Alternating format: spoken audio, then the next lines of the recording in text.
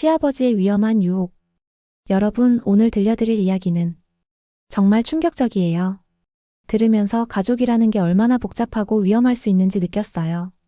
시아버지가 며느리에게 접근한 이야기거든요. 평범했던 시댁 생활. 지인 소영 씨는 31살로 결혼한 지 4년 됐어요. 남편 경수 씨와 시부모님 댁에서 함께 살고 있었는데 처음엔 정말 평범한 가정이었어요. 시아버지는 56살로 지역에서 작은 사업을 하시는 분이었어요. 성격도 온화하고 며느리인 소영 씨한테도 잘해주셨거든요. 시어머니는 53살인데 좀 차가운 성격이셨어요. 며느리한테 잔소리도 많이 하시고 뭘 해도 마음에 안 들어 하시더라고요.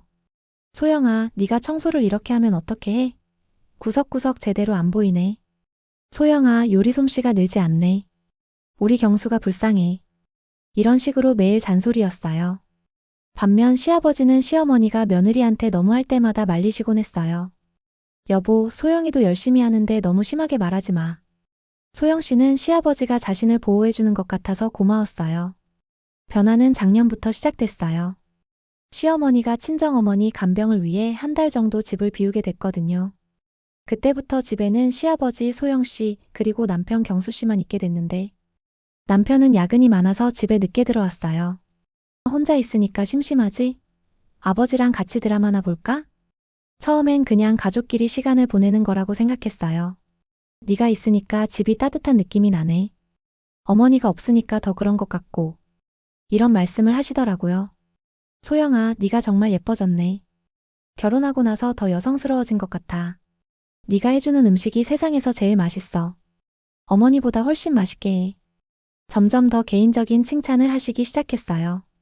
그리고 어느 날부터는 스킨십도 늘어났어요. 소영아, 고생 많다.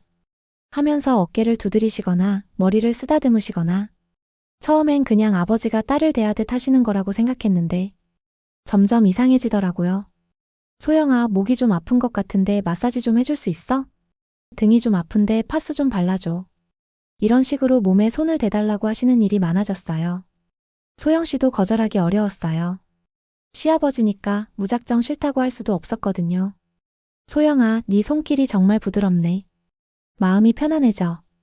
이런 말씀을 하실 때마다 소영 씨는 불편했지만 그냥 넘어갔어요. 시어머니가 한 달 더 친정에 계시게 되면서 상황은 더 복잡해졌어요. 소영아, 어머니가 없으니까 우리끼리 편하게 지내자. 시아버지가 집에서 편한 옷차림으로 다니시기 시작했어요. 반팔 티셔츠에 반바지 차림으로.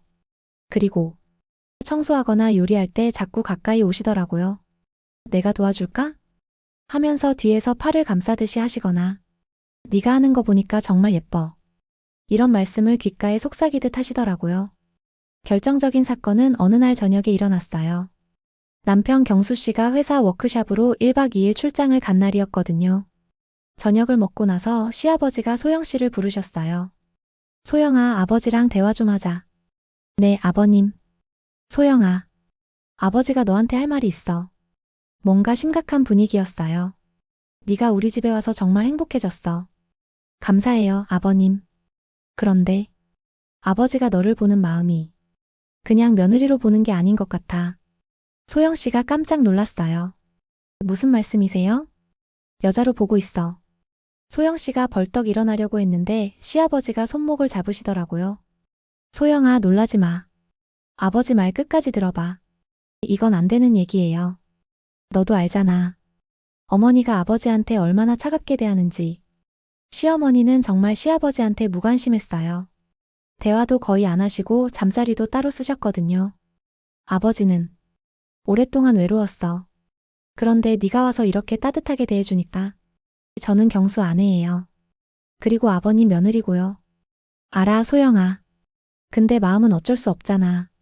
아무도 모르게 조심스럽게 지낼 수는 없을까? 시아버지가 정말 진지하게 말씀하시더라고요. 이런 말씀하시면 안 돼요. 소영 씨가 일어나려고 했는데 시아버지가 뒤에서 안으시더라고요. 내가 얼마나 진심인지 알아줘. 아버님, 놓아주세요. 그 순간 현관문 소리가 들렸어요. 아버지, 소영이. 뭐 하고 있어요? 남편 경수 씨가 워크숍이 취소돼서 일찍 들어온 거예요. 경수야. 시아버지가 당황하시는 사이에 소영 씨가 경수 씨한테 달려갔어요. 여보, 아버지가 아버지가 저한테 울면서 말하는 소영 씨를 보고 경수 씨가 상황을 재빨리 파악했어요. 아버지. 설마 소영이한테. 경수야, 이건 오해야. 오해요? 제가 뭘 본 것 같은데요? 경수 씨가 정말 화가 났어요. 아버지, 어떻게 이러실 수 있어요? 소영이는 제 아내예요. 경수야. 아버지도 외로웠어. 외로우면 다른 방법이 있지. 어떻게 며느리한테 이런 짓을. 경수 씨와 시아버지가 심하게 다퉜어요. 여보, 진정해. 소영 씨가 경수 씨를 말렸지만 경수 씨는 진정이 안 됐어요. 소영아, 아버지가 이런 식으로 한 게 오늘이 처음이야? 아니, 몇 주 전부터. 경수 씨가 더 화를 냈어요. 다음 날 시어머니가 급히 돌아오셨어요. 경수 씨가 전화를 드린 거예요. 무슨 일인지 자세히 말해봐. 시어머니가 상황을 듣고 나서는 오히려 소영 씨를 의심하시더라고요. 소영아, 네가 뭘 한 거 아니야? 아버지가 갑자기 그럴 리 없잖아. 어머니 정말 아무것도 안 했어요. 그럼 아버지가 저런 분이 아닌데 갑자기 왜? 시어머니는 남편 편을 들었어요. 어머니, 소영이는 피해자예요. 아버지가 먼저. 경수 씨가 아내를 변호했지만 시어머니는 믿지 않았어요. 소영아, 네가 아버지를 유혹한 거 아니야? 젊은 여자가 나이 든 남자한테 잘해주면 오해할 수도 있잖아. 어머니, 정말 그런 거 아니에요. 그럼 왜 아버지가 갑자기 그랬겠어? 시어머니는 오히려 소영 씨를 집에서 내보내려고 했어요. 어머니, 그만해요. 소영이 잘못이 아니라고 했잖아요. 경수 씨가 단호하게 말했어요. 우리 이사 갈게요. 경수야, 네가 왜 그래? 저는 제 아내를 믿어요. 그리고 아버지가 하신 일은 용서할 수 없어요. 경수 씨는 이미 마음을 정했어요. 소영아, 우리 따로 살자. 소영 씨와 경수 씨는 시댁을 나와서 작은 아파트를 얻었어요. 여보, 미안해.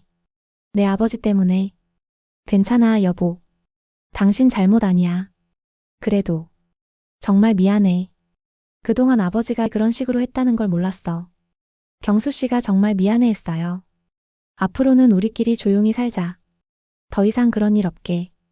며칠 후 시아버지가 경수 씨한테 연락을 했어요. 경수야. 아버지가 정말 잘못했다. 소영이한테 정말 미안하다고 전해줘. 아버지가 정신이 나갔었나 봐. 시아버지가 정말 후회하고 계셨어요.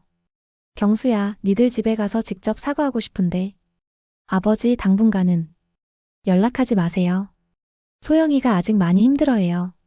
지금 소영 씨와 경수 씨는 둘만의 보금자리에서 행복하게 살고 있어요. 여보, 이렇게 우리끼리 살으니까 정말 좋다. 맞아. 눈치 안 보고 살 수 있어서 좋아. 시댁과는 연락을 거의 안 하고 있어요. 명절 때만 잠깐 인사드리는 정도고요. 여보, 우리 아이 생기면 어떻게 할까? 그때 가서 생각하자. 일단 우리가 행복하게 사는 게 먼저야. 시어머니와의 화해. 최근에는 시어머니가 먼저 연락을 하셨어요. 소영아. 어머니가 미안했다. 어머니. 그때 너무 감정적으로 대했나 봐. 마음 많이 상했지? 시어머니도 나중에 시아버지한테서 자세한 얘기를 들으시고 소영 씨한테 미안해 하셨어요. 소영아, 네가 피해자였는데. 어머니가 널 탓했네. 정말 미안해. 지금은 모든 게 평화롭게 해결됐어요. 시아버지도 깊이 반성하시고 시어머니도 소영 씨한테 사과하셨고요. 경수 씨와 소영 씨는 이 일을 통해서 오히려 더 단단해졌어요. 여보, 그때 당신이 나를 믿어줘서 정말 고마웠어. 당연하지. 내 아내인데.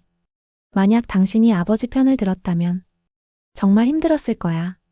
그런 일은 절대 없어. 난 언제나 네 편이야. 여러분, 이 이야기를 들으면서 어떤 생각이 드셨나요? 경수 씨처럼 아내를 끝까지 믿어주는 남편이 있어서 소영 씨가 이겨낼 수 있었거든요. 가족 간의 문제는 복잡하지만 원칙은 분명해야 한다고 생각해요. 잘못은 잘못이고 피해자는 보호받아야 하죠. 오늘 이야기는 여기까지예요. 구독과 좋아요 잊지 마시고요. 다음 영상에서 만나요.